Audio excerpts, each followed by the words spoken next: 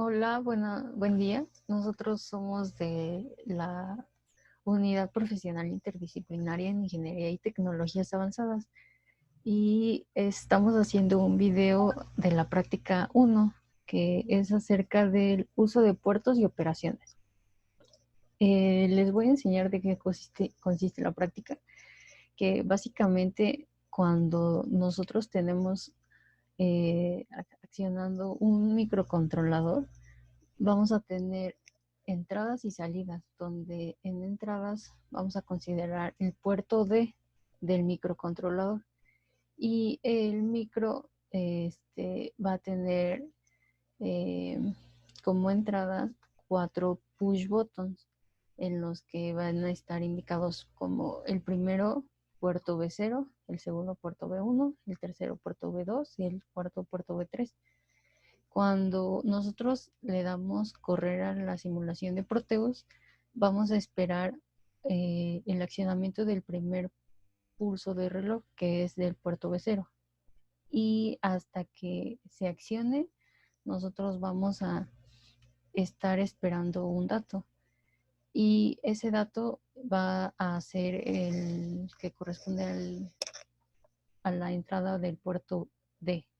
Entonces, al accionar ese pulso de reloj, vamos a entrar en un ciclo donde vamos a preguntar si está presionado el primer push button del puerto B1, que si es así, vamos a proceder a hacer una suma.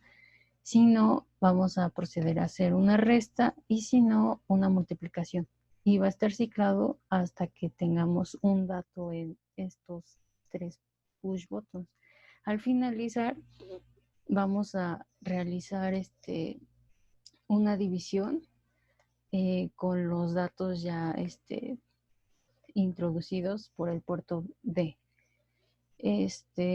Y bueno, utilizamos lo que es el MPLAB IDE versión 8.92, donde aquí tenemos que nuestra práctica, tenemos el encabezado, los pasos que ya les mencionaba, y aquí están todas las funciones.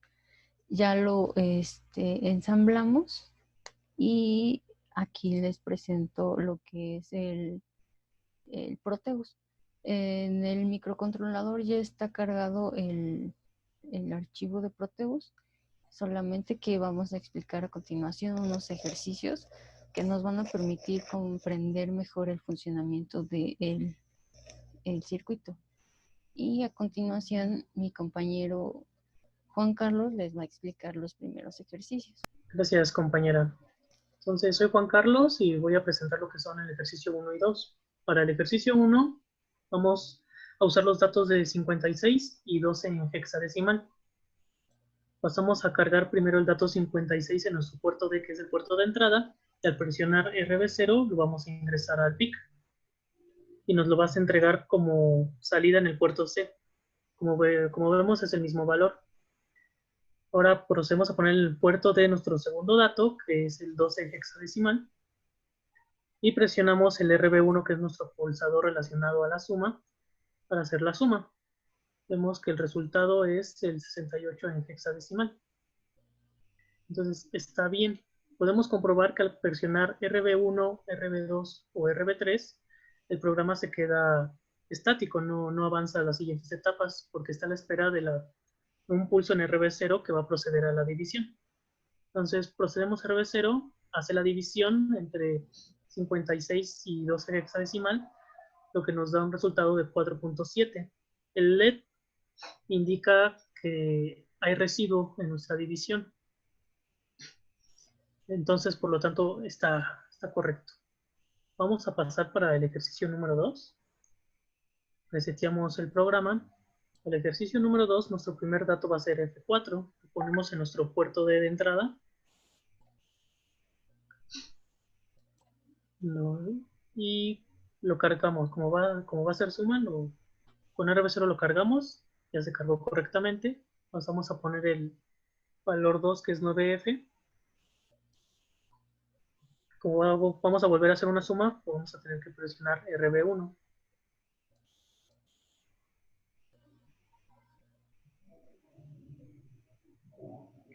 Presionamos RB1 y como resultado nos da el 18F, pero en el puerto C se desborda, dándonos nomás mostrando los 8F.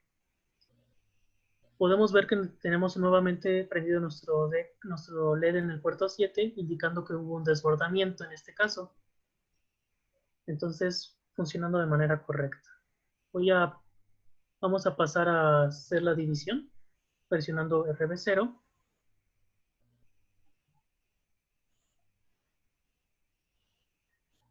Y al presionar RB0 nos da que la división es igual a 1 y nos enciende el LED residuo. Esto es porque al hacer la división, convirtiéndolo en los valores decimales, la división nos da un valor de 1.57. Entonces, el programa está funcionando correctamente. A continuación, lo dejo con mi compañero Edgar para los siguientes ejercicios. Para el ejercicio 3, procederemos a hacer la resta de dos números. Entonces vamos a introducir el dato hexadecimal de 15. Lo vamos a cargar. Cargamos con RB0 y como podemos ver en los LEDs, tenemos el dato. A esto le vamos a restar 0x3. Hacemos la resta con RB2. Y como podemos ver, tenemos el resultado esperado, que es un 0x12 en hexadecimal o un 18 en decimal. Y también podemos en la tabla ver el valor en binario. Bueno, finalmente pasamos a hacer la división. Entonces, en decimal es 21 entre 3 da un 7. Como podemos ver, los LEDs indican un 7. O bien igual un 0x07 en hexadecimal. Y como no hay acarreo al no tener un residuo, el LED RB7 no se activa. Y bueno, ahora vamos con el ejercicio 4 para ver qué pasa cuando sí hay un residuo o bien un acarreo. Para el ejercicio 4 vamos a cargar primero el valor hexadecimal de 0x80. Lo vamos a cargar. Como podemos ver, lo tenemos en los LEDs. Vamos a restarle el valor de 0x a5. Hacemos la resta con RB2. Y como podemos ver, en decimal es un 37 negativo. En este caso, estamos mostrando el resultado de 37 en la tira de LEDs. Y el LED RB7 indica el acarreo negativo. Indica que realmente es un número negativo. Y bueno, posteriormente procederemos a hacer la división. En este caso, el resultado es un 0x00. Y como hay un acarreo en decimal, nos va a mostrar un residuo en el LED indicador. Y bueno, comprobamos el funcionamiento de la resta y procedemos a hacer el ejercicio 5 y el 6. Mi compañero Néstor les explicará. Ejercicio número 5. Se carga el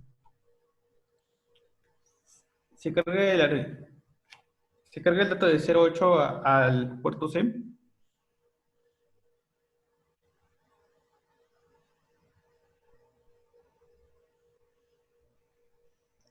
Después procedemos a cargar el dato de 0.5 al dato 2 con la opción de RBC-B3 para hacer la multiplicación.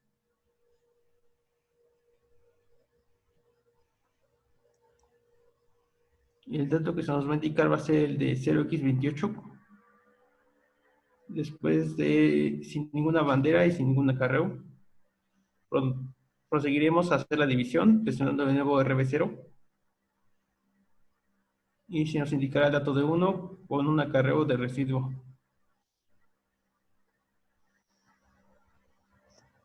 Ejercicio número 6.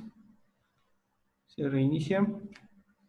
Cargamos el dato de 0x80 y se muestra en el puerto C. Después cargamos el dato de 0x7 y presionamos RB3.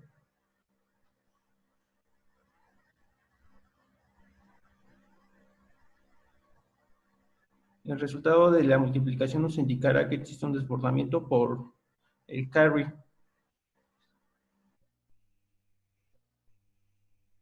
Después de